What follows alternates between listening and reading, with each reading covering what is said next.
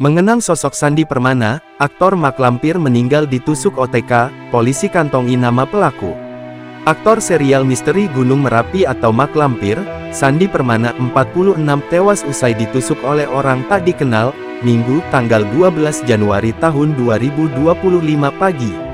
Dikutip dari Kompas.com, Sandi ditemukan oleh tetangganya di pinggir jalan dekat kediamannya di Cibarusah, Kabupaten Bekasi pada Minggu sekira pukul 8 waktu Indonesia Barat.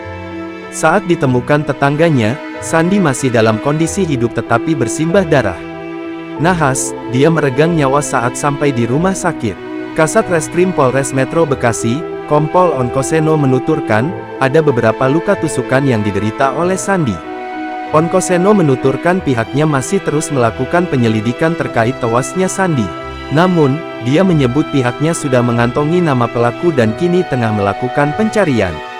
Sudah ada dugaan pelaku. Masih kita lakukan pencarian karena yang bersangkutan tidak ada di rumahnya, jelasnya.